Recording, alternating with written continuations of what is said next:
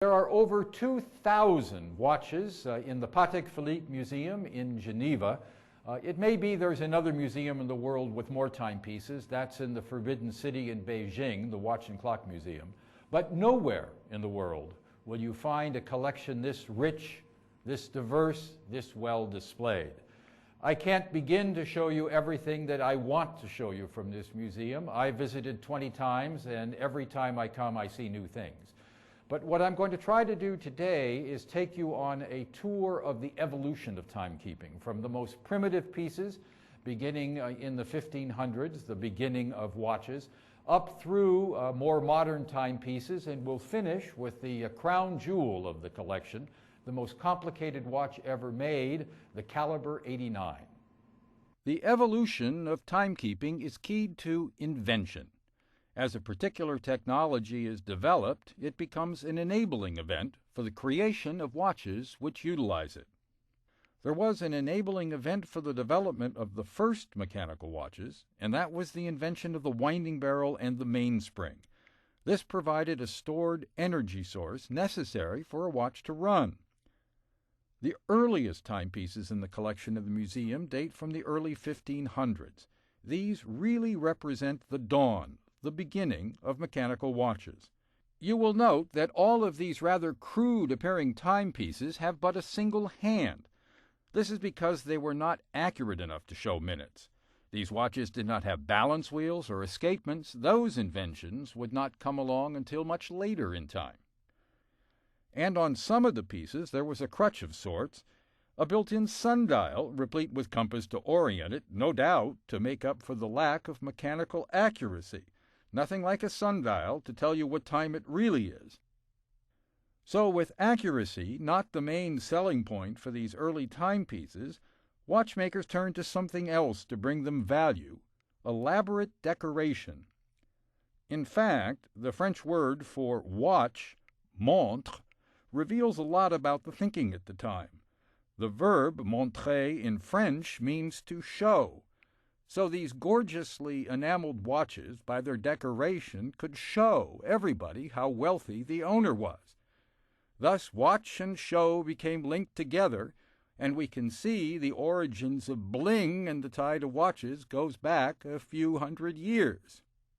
The next big step was enabled by another invention, the balance wheel and the balance spring, developed by the Dutch mathematician Huygens in 1675. This changed everything. Now watchmakers had the means to regulate the running of the watch, bringing accuracy to timekeeping. With this new invention of the balance came the minute hand.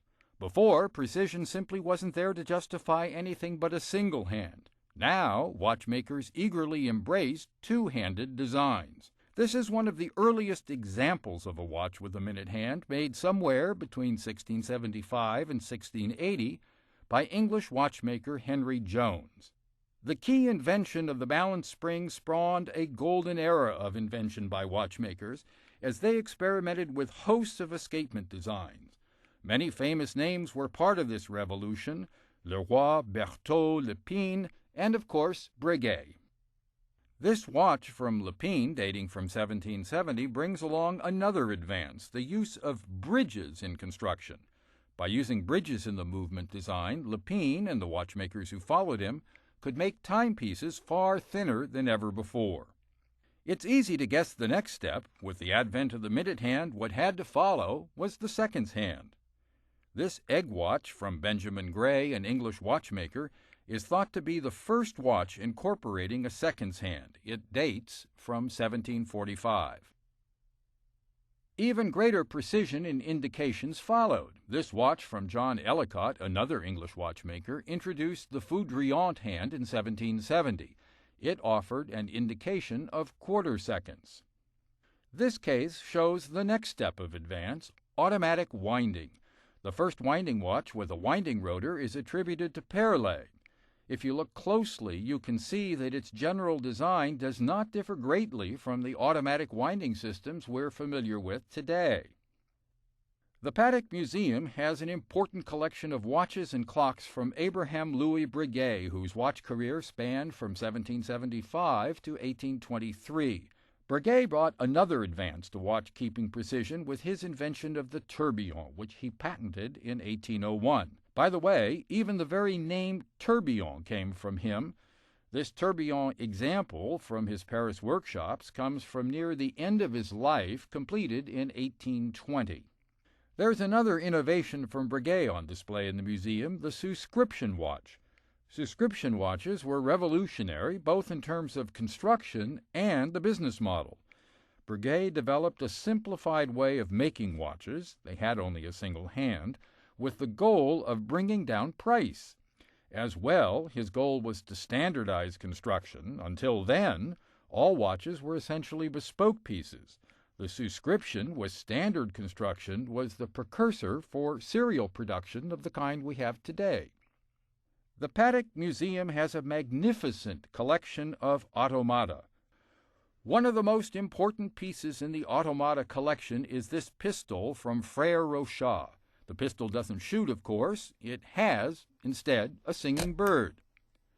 The singing is actually done mechanically following the invention of Jacques Dreux, who was the first to create singing birds using mechanical bellows with pistons, which produced puffs of air to blow through whistles. And, like Jacques Dreux watches, the mechanical singing is accompanied by complex movement of the bird. The crown jewel of the museum is the caliber 89, which was made, as the name would suggest, in 1989. It's an enormous watch and intended to be one of the most complicated watches ever made.